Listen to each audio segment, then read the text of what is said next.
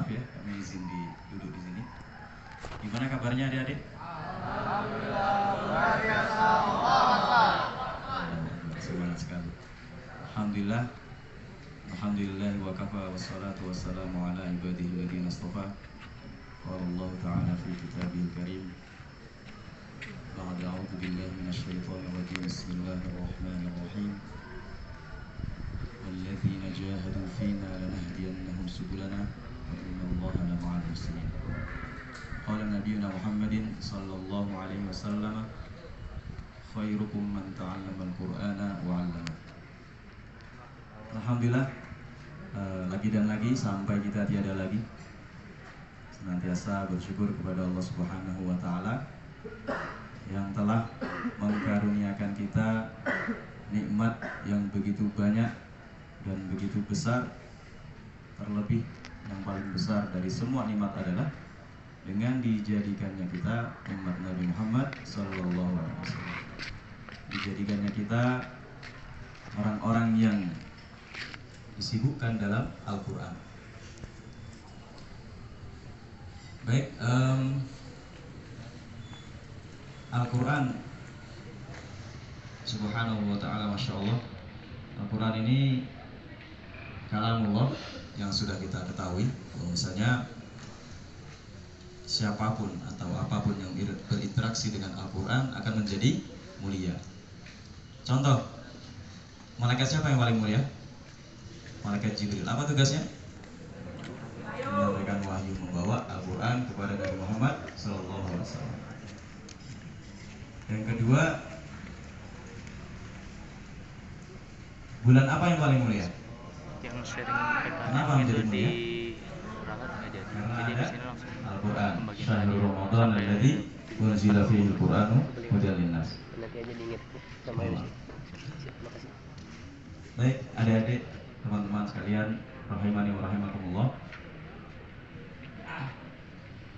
Nikmat Al-Quran yang diberikan kepada hamba-hamba Allah Subhanahu wa taala itu nikmat yang begitu besar dan anugerah yang luar biasa, yang kegunaannya tidak hanya di dunia saja tapi sampai di akhiratnya Allah Subhanahu wa taala.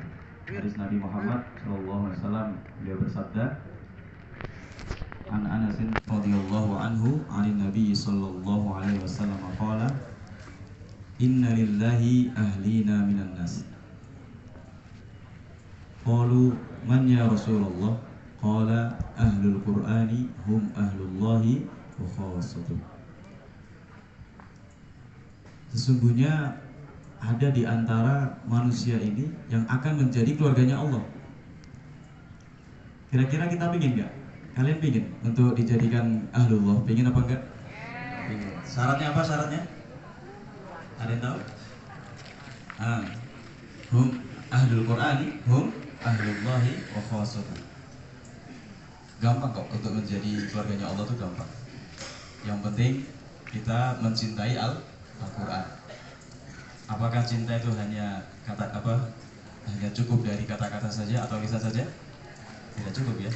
Harus dilandasi ataupun dibarengi dengan apa? Dengan usaha. Kita mencintai Al-Quran yang sebentar saja. Umur kita tidak ada yang tahu. Bahkan Nabi sabdakan, a'mar ummati ma baina sittina aw sab'ina 'ama wa aqalluhu ma yajuzu an dzalik. Umur umatku antara 60 sampai 70 tahun saja. Adapun yang melebihi 60 atau 70 itu sangat sedikit sekali. Buktinya Nabi kita Muhammad SAW, beliau berusia 63 tahun.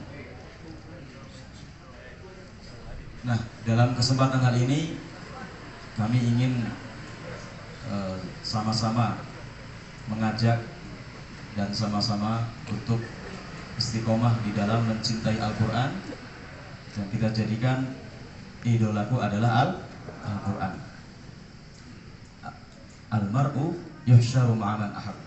Seseorang itu nanti di hari kiamat akan dikumpulkan bersama siapa yang ia cintai, siapa yang ia idolakan. Idola kita siapa?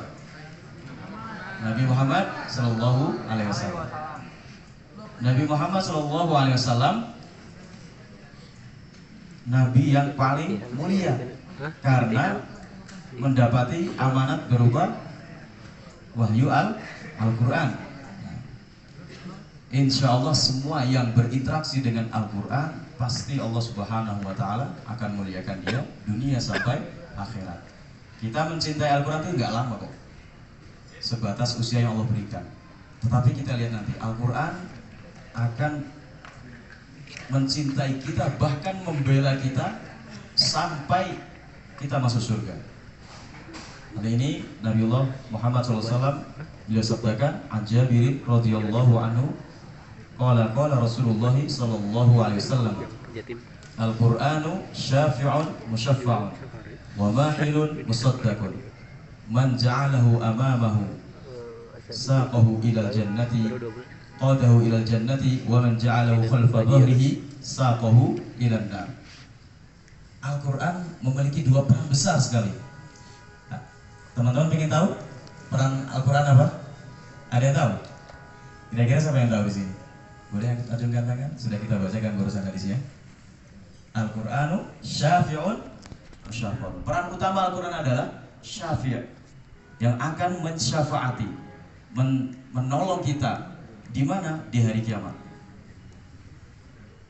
Jadi siapapun yang mencintai Al-Quran, berapa ayat pun yang masuk ke dalam hati kita, hendaknya kita jaga ayat tersebut. Karena dengan menjaga ayat suci Al-Quran itu merupakan bukti nyata cinta kita terhadap Al-Quran. Cinta itu harus dibuktikan. Nah, ya apa enggak? Nah, dibuktikan dengan keseriusan. Tidak hanya dari ucapan saja, tapi kalian tahu kan rasanya ngapal Quran bagaimana rasanya? Enak gak? Enak apa enggak? Masa susah? Mungkin gini, trik atau tip agar kita mudah menghafal Quran atau tidak terasa jenuh atau bosan lah. Tidak ada kegalauan yang hakiki melebihi galaunya seorang santri yang kehilangan hafalan Qurannya. Ya. Bener itu, ya bang enggak? Ada yang mungkin sudah hafal 1 juz, 2 juz, 3 juz, kemudian liburan, bentar lagi liburan ini. Berapa minggu nih liburannya? Wah, liburan ini sebenarnya balak nih bagi penghafal Quran, ya kan? Mengapa? Kita capek-capek ngapal Quran selama 6 bulan, 3 juz misalkan. Tapi bisa luntur, bahkan hilang 3 juz itu dalam masa 3 minggu atau masa 2 minggu, bahkan 1 minggu. Memang Quran itu cepat sekali hilang dari hati kita. Yang penting terus mencintai. Mencintai itu tidak harus dalam artian begini. Orang yang lancar-lancar Al-Qurannya tidak berarti yang lancar itu mereka yang paling benar mencintai Al-Quran. Tetapi sebab karena ada juga di antara santri yang sudah berusaha melancarkan nggak lancar-lancar, ya bang nggak? Karena memang itu beda-beda ya. Yang penting Allah melihat usaha kita untuk mencintai Al-Quran agar setiap hari dibaca. Nah, tadi sudah kita sampaikan dalam hadis tersebut, siapapun yang ingin menjadi ahlullah dan orang khususnya Allah itu harus mencintai Al-Quran. Cara untuk mencintai Al-Quran sangat banyak sekali. Mulai dari belajar dari awal, kemudian membaca di setiap harinya, setelah itu berusaha memasukkan ke dalam hati. Cinta letaknya di mana?